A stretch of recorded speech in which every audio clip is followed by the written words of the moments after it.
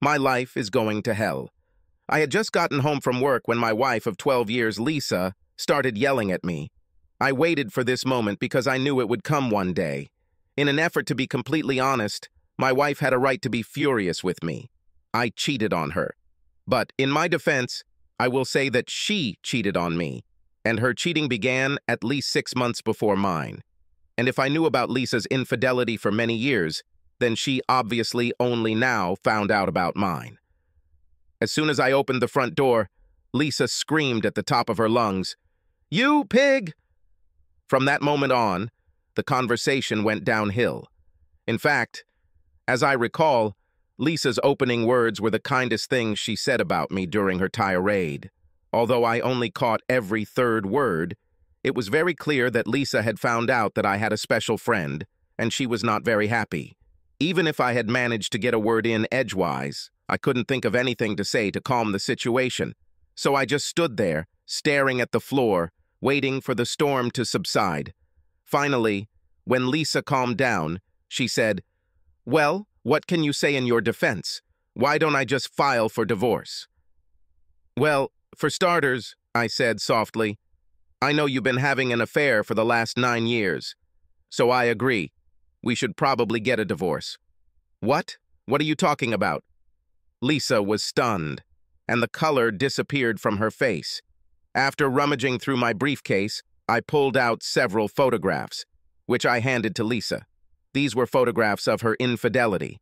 I didn't know what to expect, but what I received completely surprised me. I must explain that Lisa is incredibly rich and can send an army of lawyers against me. But instead of the explosion of anger I expected, Lisa dropped the photographs and began to sob. She then looked at me with an expression of complete agony and loss. What she said next completely stunned me. "I don't want a divorce. I love you." She then ran into our bedroom. Her reaction stunned me and left me even more confused than usual. Lisa is the most beautiful woman I have ever known. Even in my wildest fantasies, I never imagined that we would ever end up together. And when we got married, I expected that Lisa would get tired of our relationship and, within a year or two, would kick me to the curb. One of the peculiarities of our marriage was that Lisa's family was incredibly rich and insisted on a prenuptial agreement. I, of course, agreed. However, one point almost made me leave. Lisa insisted that the prenuptial agreement specify that there would be no children from this marriage, and I eventually agreed. I thought about this point for a long time, but by that time, I was hopelessly in love with Lisa. However, by the end of this story, I had 4 children. Did I mention that my life was completely ruined? I suppose I should give a little background on all this. Lisa Gravois is my wife. My name is David Todman. Obviously, my wife didn't take my last name. In short, Lisa's family owns one of the most exclusive perfume companies in the world, and the family name is a brand. And since Lisa is the co-owner of this business, Gravois Scents, it made sense for her to keep her maiden name. At first, I wasn't crazy about the idea, but over the years, I've grown to really like it.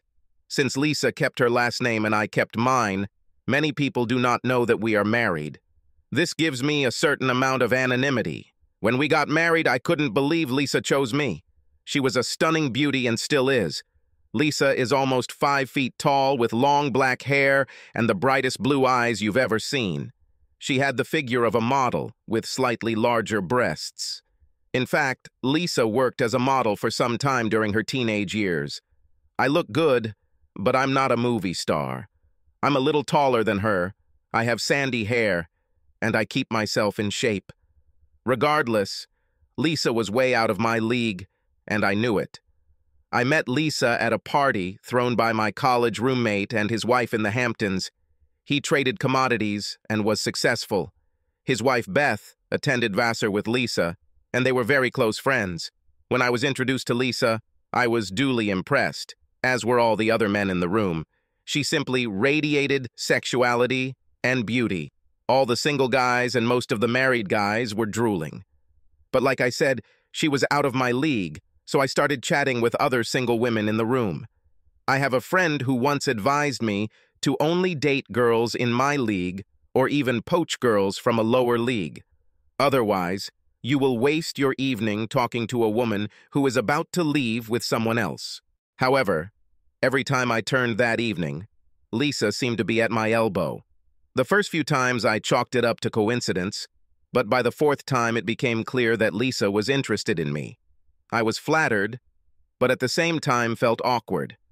I figured she was looking for some fun, and when she got tired of me, she would throw me back. I had no interest in being someone's pet for a month. Perhaps this was her plan, but I did not allow myself to discuss it. However, after that party, Lisa stalked me. Like I said, I'm a pretty nice guy, but what the hell did Lisa Gravois want with me? I was just a software salesman. Don't get me wrong, I'm a damn good software salesman.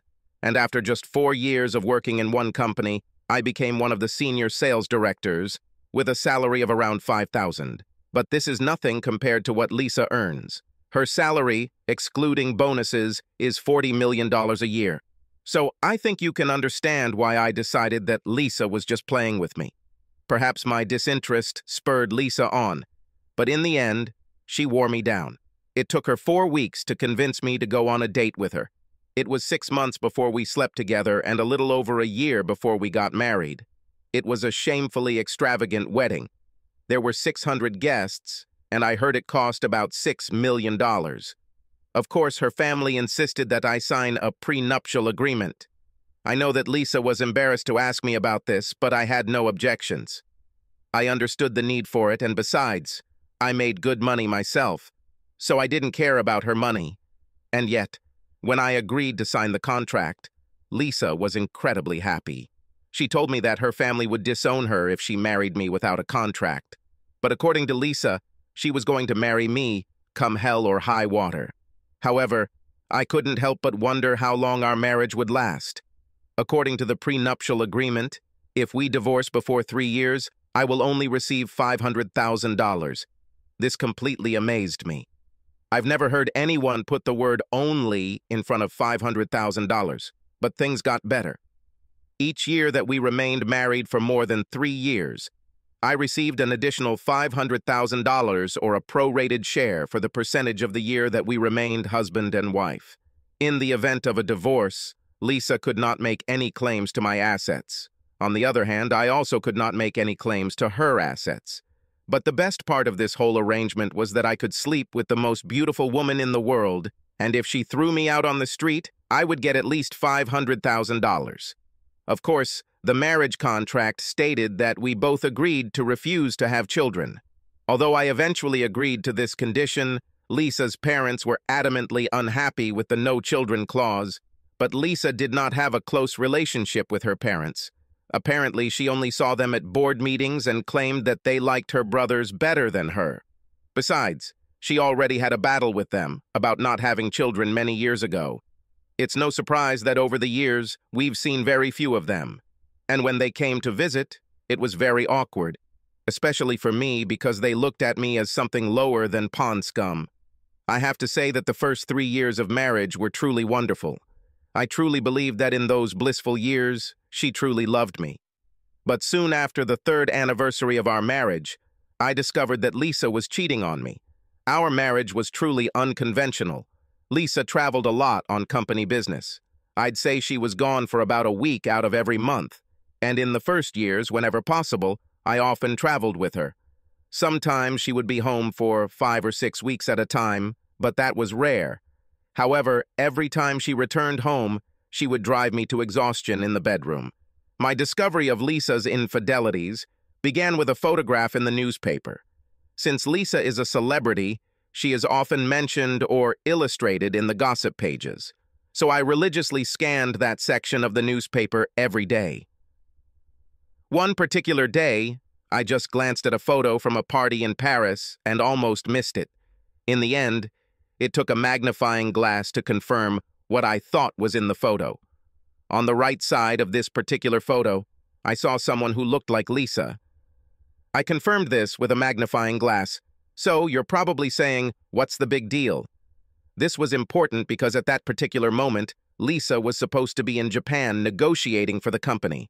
However, there could be many reasons why Lisa was in Paris, but I couldn't figure out why she changed her trip and didn't tell me about it. However, I needed to know more. It could have been a simple last-minute mistake in her schedule, but I had to find out what was going on. When we first got married, Lisa asked me to quit my job so I could travel with her. I told her I didn't want to be kept. Eventually, she stopped asking. One of the things about being married in a family like Lisa's is that you have virtually unlimited resources. However, I didn't want to use Lisa's money because I knew she was very meticulous and would know if I did. But I had my own checking account into which my salary was transferred. I mainly used this money to buy Lisa birthday and Christmas gifts.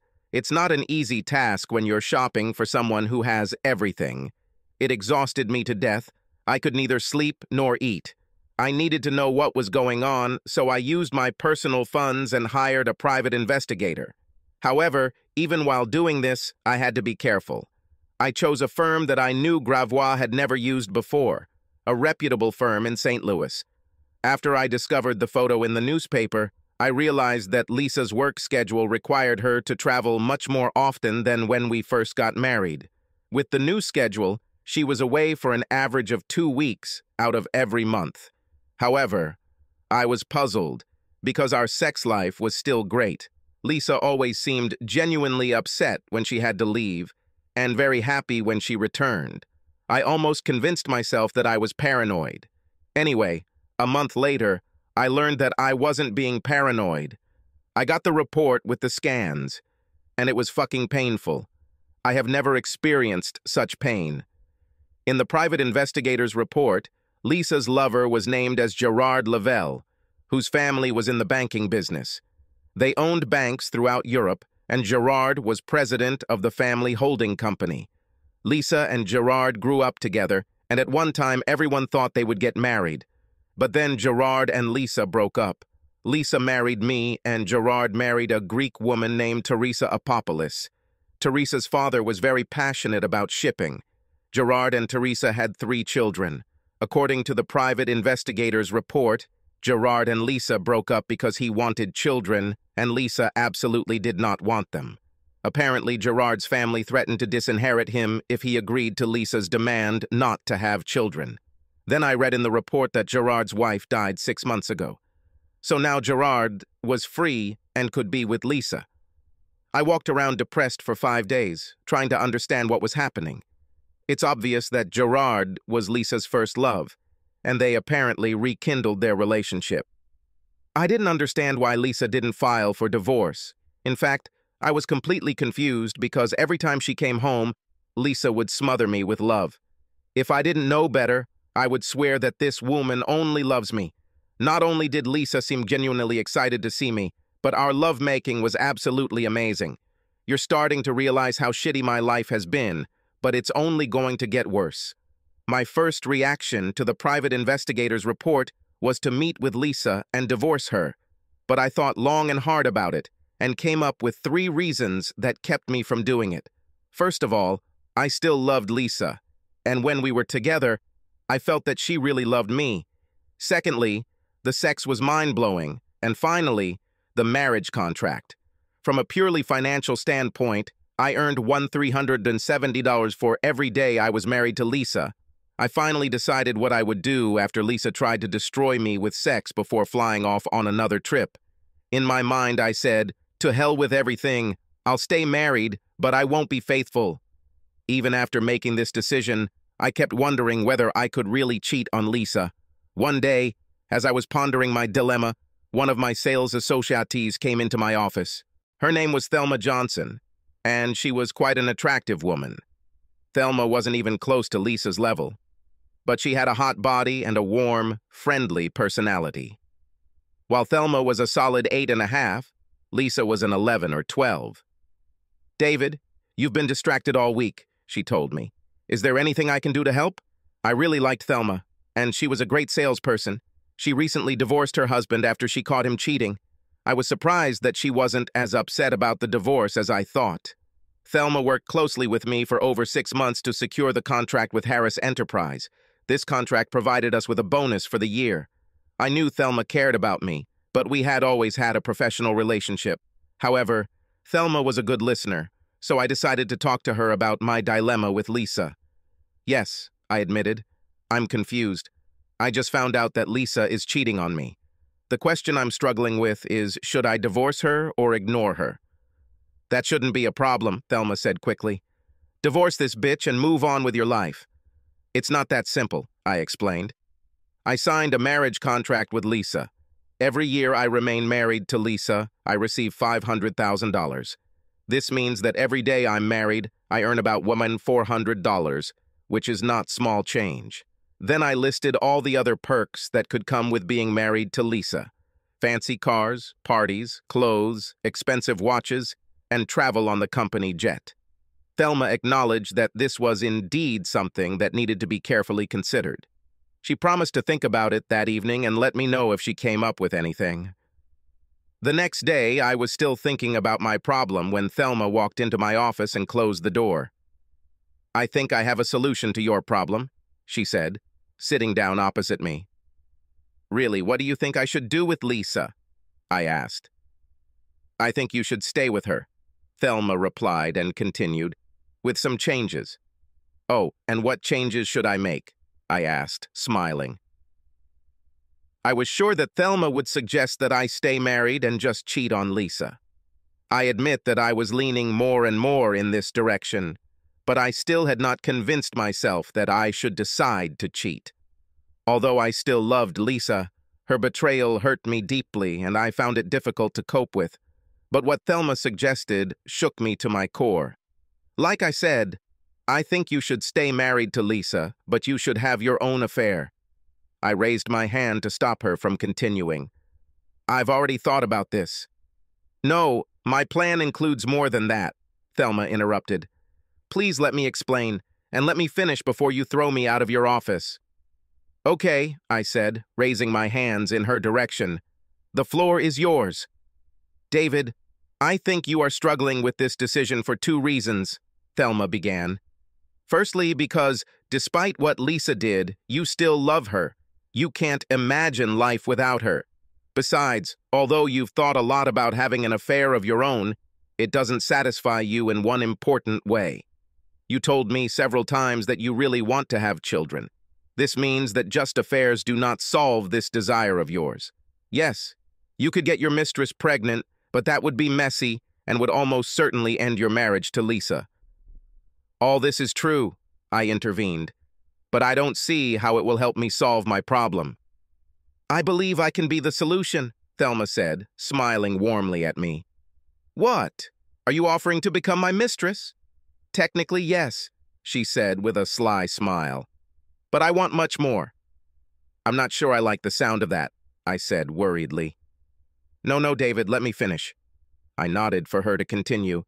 You've known me since before you and Lisa got married, Thelma continued. I know you think that Lisa married below her level, but I never thought so. She's damn lucky to have you, and she's just a fool to risk losing you. But since Lisa decided to be an idiot, I'm not going to miss this opportunity. You know that my dating history was, to put it mildly, sad. I always ended up with the worst men. I had great fears even before my wedding last year. I felt that Fred and I were not right for each other, but outwardly he seemed kind and loving. It was only after the wedding that I found out that he was jealous and controlling, and on top of that, a cheater. I simply nodded and let Thelma continue. I've always been attracted to you, but you never seemed interested in me. We've been good friends for years, but you never thought about me in a romantic way. I accepted it, and I knew I could never compete when Lisa came on the scene. But Lisa has allowed the door to open slightly, and I intend to see if I can get in before it closes. So far, Thelma's explanations have said nothing about how her plan differs from simply taking a mistress. The 2 things you said you want concern Lisa and having children. You are terribly hurt by Lisa's betrayal, and you want to strike back at her. At the same time, although you have not attached much importance to it, it is clear to me that you want to have children. I can provide both. After the disaster of my marriage, I decided that I never wanted to get married again. However, I desperately want to have children. I propose to become your mistress and bear you children. I know that you don't love me, but I think that you care about me. We will keep our affair a secret, which will allow you to remain married to Lisa. At the same time, I will have your children. We both won. I'd be lying if I didn't admit that I was shocked and intrigued by what Thelma had to offer. It was complete nonsense, but I liked the idea. However, I could see difficulties with this agreement, so I started listing some of them. First of all, thank you for this offer, I said kindly. I am truly flattered, and this is much more generous than I have any right to expect. But I see several problems. Finances would be difficult, then raising children, naming children, and what if in the future you decide you want to get married? I ran into the same problems, Thelma admitted. But let me try to solve them. As for finances, I own my own home. All I would like to ask is that we share the costs of the children. On birth certificates, I would list your name as the father, but until you decide otherwise, they will use my last name. Although I don't think I'll want to get married in the future, I'm wise enough to know that you can never say never. Therefore, I propose to enter into a written agreement. In this agreement, we will include a clause that will allow either of us to terminate the agreement with 6 months' notice. If I remarry, you will have the right to decide on custody. If you decide to end our agreement, I will have custody of the children, but you will have liberal visitation rights. In any case, you will still be recognized as the father. We sat and looked at each other, but neither of us said anything right away. Finally, I broke the silence. I must admit that I am very intrigued by your proposal. However, I'm not ready for this yet. Why don't we go on a few dates to see if we're right for each other? Thelma agreed, and we started dating. The first few dates were just dinner and dancing. Then we had dinner and went to the theater. I found that dating Thelma was fun. She was warm and funny. This, of course, was much nicer than sitting at home and waiting for Lisa to return from one of her trips. On our 5th date, we hugged tightly in the car as I drove Thelma home. After the 6th date, Thelma said, "We're definitely compatible on our dates. Now let's check if we are compatible in bed." Sex with Lisa could be mind-blowing, so I didn't know what to expect from Thelma. As we undressed, I realized that Thelma, when she was naked, was closer to a 9. Thelma was shorter than Lisa and fuller, but her body was very soft and sexy. We made 3 rounds before I headed home. I thought I would feel guilty for cheating on Lisa, but I don't. In fact, communicating with Thelma somewhat softened my wounded pride. The next day, Thelma walked into my office beaming. Closing the door, she walked around my desk and gave me a searing kiss. I think after last night we know we're compatible. So what do you want to do now? I was grinning from ear to ear. Why don't you find a lawyer who has nothing to do with this company or any of Lisa's companies? Let them draw up an agreement, then we'll see what comes of it. Thelma smiled widely. I know the perfect lawyer, my brother Tim. He and I are very close. He also knows that I'm a bit flighty and warned me against marrying Fred. So Thelma left, and I went back to work. As the days passed, I thought less and less about the idea. And since Thelma didn't mention it, I thought she might have changed her mind. Anyway, I didn't mean to bring this up. Also, I was becoming more and more convinced that I should just divorce Lisa and accept my financial losses. At least it won't be like what happens to most husbands when they get divorced. They end up in a complete mess, in every possible way. In many cases, these men deserve to be fucked. But in many other cases, it is the wife who deserves to be burned to ashes. In my case, I would at least be left with a lot of money. 2 weeks after our conversation, Thelma walked into my office and closed the door. She placed the completed contract on my desk. Give him as much time as you want. Make any changes you want. If we both agree, we will sign it in front of my brother. He will have the necessary witnesses and a notary. I was surprised because Thelma didn't say a word about the proposal after our night together, and we didn't go on another date. I was sure that the idea was dead, but now the agreement was on my desk. It was amazing how quickly my thoughts turned to taking Thelma as my mistress and having children with her. Thelma's brother was very attentive. He even raised questions that neither Thelma nor I had ever thought about. I was struck by the question of what would happen to the children if something happened to Thelma or to me. This question chilled me to the bone. Tim's solution was simple. If Thelma died, Tim agreed that he and his wife would raise the children if I continued to live with Lisa. If at that moment I want to acknowledge the children, I will receive them. If I chose to stay with Lisa, I would still be given full access to any children Thelma and I would have. And if they hadn't already been told, they would have been told that I was their father. If I died, the children's names would be changed to my last name. I would leave them my property, which will be held in trust until they reach the age of 25. I was still trying to make a decision when Lisa told me on Monday that her travel schedule would increase a bit next year. That decided it for me. The next day, I told Thelma to make an appointment with her brother. The meeting with Thelma's brother, Tim, was very businesslike. Regardless of what he personally thought about this agreement, it was clear that he loved his sister and was willing to do anything to make her happy. "David, you're lucky," Tim said, shaking his head. "I saw pictures of your wife and she is gorgeous. And my sister is also beautiful. God, I'm jealous." I laughed at Tim's words, but Thelma just looked at her brother.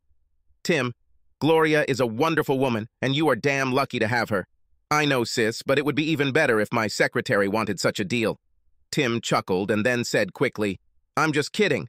Gloria is more than enough for me." This satisfied Thelma, and she smiled. Then we returned to the agreement. One of the points of the agreement was that we would try to organize our sexual encounters so that they would take place when Lisa was on business trips. Of course, this had to be changed early on, so that we could have sex when Thelma was most fertile. Thelma and I maintained a completely professional relationship in the office. Thelma also told anyone who would listen that she was done with dating, but intended to get pregnant artificially. 3 months after we first met, Thelma called me and told me she was pregnant. We maintained our sex life throughout our pregnancy as best we could. When Thelma went into the hospital to give birth, I was a little upset that I couldn't be there. But we both understood that this was simply impossible when Lisa was at home. However, as soon as possible, I was at the hospital to see both Thelma and my son Gavin. We agreed on a name. It belonged to her grandfather. 18 months later, Jennifer was born, and that's when Thelma asked if I would be willing to let her become a stay-at-home mom. She said she had enough money to last for 5 years, by which time both children would be in school. I told her I was thrilled that she would be able to be with our kids full-time. I even agreed that I would pay Thelma's mortgage and utilities from a fund I had secretly created. As it turned out, we were not planning to have more children, but one of Lisa's trips occurred during Thelma's ovulation period. Apparently, she had counted the days incorrectly. Anyway, one day, she called me in tears and told me she was pregnant. Thelma was afraid that I would be angry with her. Instead, I told her I loved her and all my children. Scotty was born while Lisa was away on a trip, so I was lucky enough to be in the delivery room when my son was born. I was so happy that I floated on a cloud for several days. Before the birth of our third child, Thelma and I decided that we should make sure that we did not have any more children. The question was, either I get a vasectomy or Thelma gets her tubes tied. We decided that everything would be decided by a coin toss. It came up heads, and Thelma had her tubes tied. Life was going great, it seemed to me, until Lisa's travel schedule was suddenly interrupted. This put an end to our plans with Thelma. If Lisa didn't run away to cheat with Gerard, then I felt ridiculous running away to cheat with Thelma. I know it doesn't make sense, but if you think about it, our whole situation doesn't make sense. Until Lisa canceled the trip, she seemed happy, I was happy, and Thelma was ecstatic. As the weeks turned into months, both Lisa and Thelma became more and more upset with me. Lisa wanted me to do even more things with her. She said that we had grown apart and she wanted to reconnect. Thelma was upset and unhappy because we hadn't made love in almost 6 weeks. I still had sex with Lisa, but I felt guilty about it, so sometimes I did it poorly or not at all. My life was completely screwed up and I didn't know what to do to unravel it. That day I came home and discovered that Lisa had found out about my betrayal.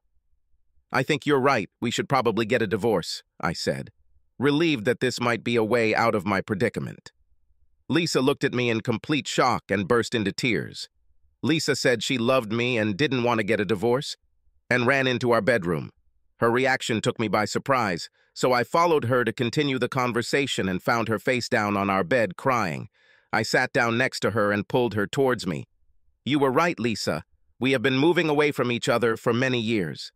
I thought you wanted a divorce." "No, I don't want a divorce," she was able to say. "Then why did you bring this up?" I asked, completely confused.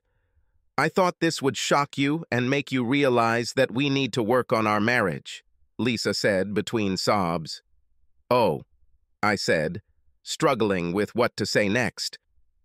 "Listen, Lisa," I said, nervously running my fingers through my hair. "I've known about your affair with Gerard for years. I just thought that now you are ready to commit to each other." "Oh God, no," she gasped. "Why didn't you ever say anything?" "At first I was so hurt that I intended to talk to you and ask for a divorce," I explained. "But the more I thought about it, the more I realized that I would be hurting myself financially. But even more than that, I still loved you very much. However, I was in so much pain that I was almost ready to start divorce proceedings.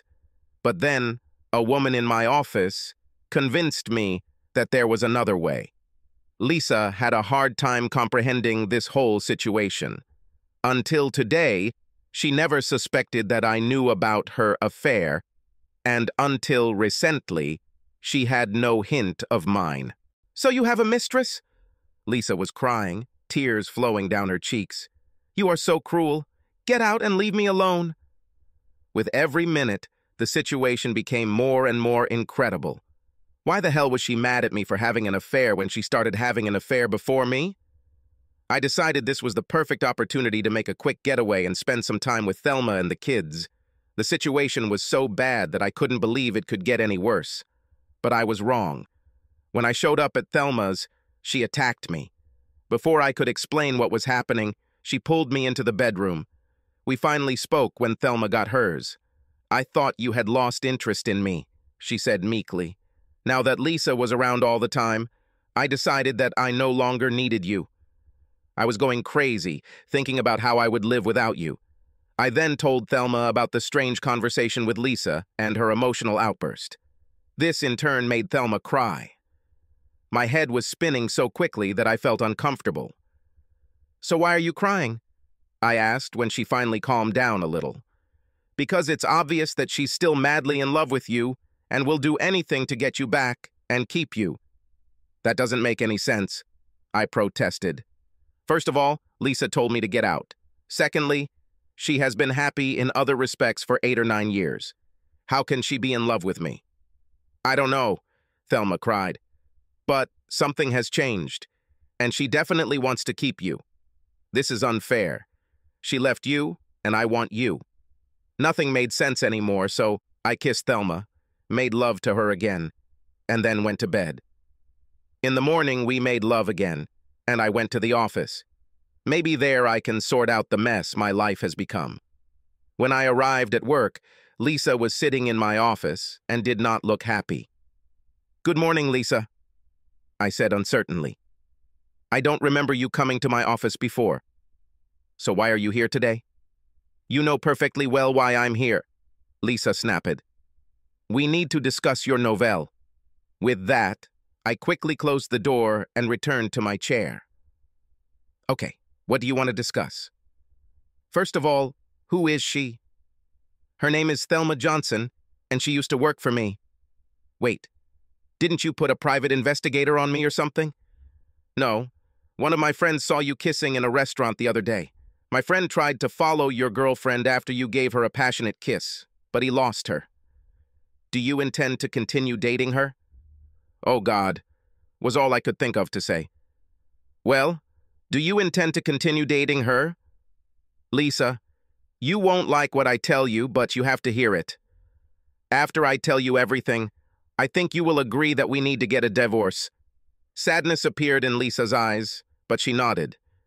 If you had continued to go on your trips, we wouldn't be having this conversation, I began.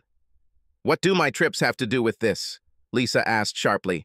I told you that I know about your affair, Lisa, I said sharply. I know that you met Gerard during your travels. So Thelma and I got together while you were away. You know what's good for the goose is good for the goose. My attempt at humor went over like a hot air balloon. So I decided to continue. I decided that since you are having an affair, then so am I. I tried to limit my sexual encounters to only those times when you were not at home. But we had extra classes when Thelma was fertile so she could get pregnant. Do you have a child? Lisa shouted, jumping to her feet. Please be quiet and sit down, I demanded. No, we don't have a child. We have 3 children. Before you start, you know that I always wanted to have children and you didn't. After several long minutes during which I tried to get an answer from Lisa, she said, It's clear. I need to think about all this. With these words, she got up and left. I figured it would take the company lawyers a day, maybe 2, to prepare the divorce papers. At that time, I decided not to take the risk, since Lisa was angry, and stayed with Thelma. This night with Thelma was a welcome relief. And yes, I loved every minute of it. But the next morning, Lisa called me at the office. I assumed it was a courtesy call to let me know that the divorce papers were on their way.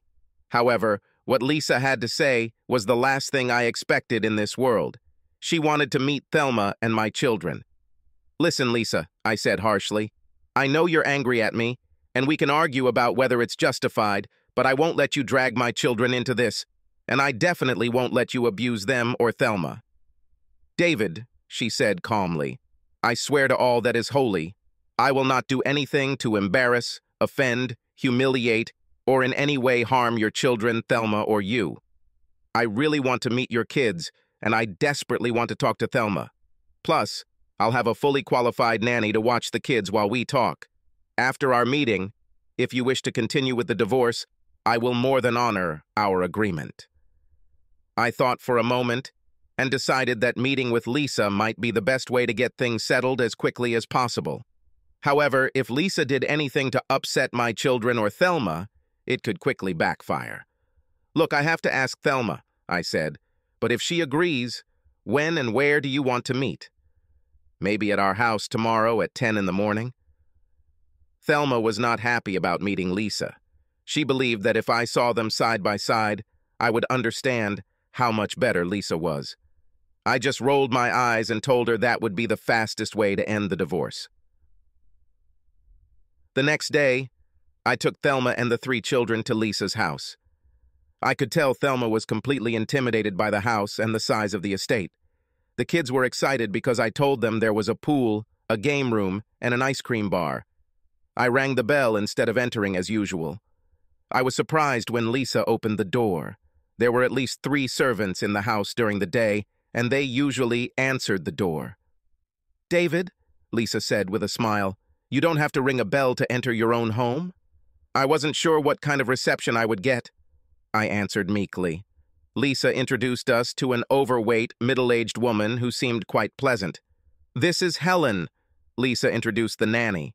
She is going to take the children to the pool. We'll sit in the kitchen, where you can keep an eye on them too. Once in the kitchen, Lisa offered us something to drink. I was desperate for whiskey, but given what we were here for, I asked for a Pepsi. Thelma took a glass of water, and Lisa poured herself a glass of wine. I remember thinking this was unfair. If I had known there were alcoholic drinks on the menu, I would have ordered differently. Thelma, Lisa began, David told me that you two have been together for about 8 years. As many as we could, Thelma answered nervously. David insisted that we meet only during your travels. However, he often stopped by for an hour or 2 to be with the children. He always managed to be present at all children's parties. Lisa gave me a strange look. So you were happy with David? Don't you want to find someone to be your full-time husband? David is the best man I have ever known, Thelma said authoritatively. He's a better part-time husband and father than, I think, 95% of full-time men. So to answer your question, I don't want a full-time husband. I want everything David is willing to give me. I see, said Lisa, and a tear rolled down her face. She quickly wiped it away and turned to me. David, could you check on your kids and give Thelma and I some time alone? I looked at Thelma, and although she was very nervous, she nodded at me. I was wearing shorts because I had the day off, so I took off my sandals and dangled my feet into the pool. I watched the splashing children and could not help but regret that Lisa did not want children and cheated on me. From time to time, I looked out the kitchen window. At first, it seemed that Lisa was doing all the talking. Then Thelma spoke, and Lisa seemed to cry. Then they took turns talking, and Thelma seemed to be writing. Finally, I saw both women hugging each other and crying. Then Lisa opened one of the doors and asked me to return to the house. I was almost afraid to go. Once inside, I headed to the chair I had occupied earlier. I was curious if there were any other alcoholic drinks on the menu, but decided not to push my luck. David, Thelma said, taking my hand, we have come to an agreement. Okay, I said slowly. Is this something I won't like? We'll let you decide, Lisa said. Our agreement is to share with you. Let's talk about being caught off guard. I came this morning expecting to discuss the details of Lisa and my divorce, and now they told me that 2 women in my life want to divide me. I didn't understand here, I said, pushing my chair back slightly. Lisa, you've been cheating on me for almost 9 years. And yes, I cheated on you for almost as long, but you started it. I don't understand why you don't want to be with Gerard all the time. If you divorce me, you will be free. Lisa started crying and Thelma hit me on the arm. Why did you hit me? I demanded. I became even more confused and a little angry. Because Gerard is dead, Thelma said. Oh, sorry, I muttered. I did not know. David, you're right. I cheated on you, Lisa admitted. Gerard was my first love, and I couldn't forget him until I met you. He broke up with me when I told him I didn't want children. I was crushed by his decision, but I refused to back down. About 3 years after our wedding, I met Gerard on one of my trips. His wife died, and he was depressed. I wanted to be there to help him through this difficult time. He really loved Teresa. One way or another, one thing led to another, and we began an affair. Yes, I loved Gerard, but I loved you just as much as I loved him, maybe even more. By the time Gerard had a massive heart attack, he was pressuring me to divorce you and marry him. I told him that I would never leave you. I love you too much. Now I won't survive if you leave me, David. And I know that you still love me, even though you had a family with Thelma, so you know that you can love 2 people at the same time. Now I understand that I can't have you all the time, but like Thelma, I want everything you are willing to give me. I exhaled sharply and sank into a chair. I know a lot of guys dream about this, but all I saw was a potential nightmare. Everything in my body screamed that 2 women wanting the same man was a recipe for disaster. I looked from Lisa to Thelma, and then back again. I saw hope and fear in the eyes of both women, so I decided to play dumb. And how exactly will this work? I asked. In response, Thelma took out a notepad and began looking through the schedule. The agreement was quite detailed, but the gist was that Lisa would stay in the master bedroom. Thelma and the children would live in the north wing, which had 3 bedrooms and 2 bathrooms. I stayed with Thelma overnight on Monday, Wednesday, and Friday. I stayed with Lisa on Tuesday, Thursday, and Saturday. On Sunday, I could sleep wherever I wanted. The fact that I slept with one woman or another did not mean that sex would be constant. This was decided between the couples. However, if one of the women decided that she did not want or could not have sex, I was not allowed to sleep with the other. There were many other rules, but this was the basic agreement. I told them I needed to think about it. I was very skeptical about this whole idea, but both women insisted that it was either cohabitation or nothing. I didn't believe it. I was sure that any of the women would be happy to hire me full-time, but then I became paranoid. What if they were serious about sharing or nothing? Would I risk losing both women? Anyway, I had to leave for a business trip the next day, so I told them I would give an answer when I got back. I was surprised that I could work so effectively with such a huge life change looming over my head. But after I completed my contract with Stellar Enterprises and was flying home, I realized why I was able to work on this trip. I've already made my decision. I agreed to the deal. Thelma returned to her brother to draw up a new agreement. His eyes widened when Thelma told him what was going on. After Thelma finished explaining the deal, his first comment was, "David, I hate you with all my being." Of course, I knew he was joking, so I joked back. "You could still take yourself as a mistress," I suggested, and immediately received a slap from Thelma. "I wouldn't dare," Tim admitted. The arrangement seemed to be working well until almost 7 months had passed. I can't say that my sex life has become more intense. However, she has become more consistent. I have sex at least 3 times a week, but sometimes there are 4 or 5. With a nanny looking after the children, Thelma returned to work in my office. Lisa was a little worried at first, but she corrected the situation to her satisfaction. Lisa took Thelma from me by offering her a higher salary and better benefits. Thelma now works for Lisa and seems quite happy. About a week before the 7th month, these 2 women grabbed me while I was returning home from work. They explained that there was a problem with the contract and it needed to be amended. It flashed through my head, "Lord, what now? Can my life get any worse?" The answer was yes. Having seated me at the table in the dining room, Lisa immediately explained the essence of the problem. "David, I want to have a baby." I guess, needless to say, I was confused, but now you all understand that this is my usual state of mind when I live with these 2 women. If I had been wondering for 1,000 years what they wanted to talk to me about, I would never have guessed that it would be that Lisa wants to have a child. "I know, I said I didn't want children," Lisa said quietly, "but I see how much fun you have with your children, and I see how much they love you and how much you love them. I want this feeling too." And what should I have said? All I could come up with was, "Okay." This must have been the right answer, because both women squealed with happiness, hugging and kissing me. But then Lisa added, "Besides, David, Thelma, and I have discussed this, and we agree that I should not be married to you." Now I was in a panic. It sounded like these 2 women wanted me to knock Lisa up, and then they were planning to kick me to the curb. I knew they had become close, but I never expected them to fall in love with each other and want to get rid of me. "Let me check if I understood everything correctly," I said, looking at Lisa. "You want me to get you pregnant and then you both kick me to the curb?" "I don't think I want to be a part of this. If you want to get rid of me, just say so, and I will leave peacefully. However, if you girls think you are going to cut me off from my children, I will fight you to the last." "What?" Thelma's voice rose 3 octaves. No, David, you got it all wrong," Lisa said hastily, her face turning red. "It's my fault. I explained everything incorrectly." "David, we don't want to get rid of you," Thelma said, rushing to hug me. "I love you with all my heart. I'll be crushed if you leave." "David, I feel the same." Lisa had tears running down her cheeks. "Well, then I have no idea what you 2 are talking about," I said desperately. "I need a drink." I didn't care that it wasn't on the menu. "I think we should all have a drink," Lisa said, taking my hand.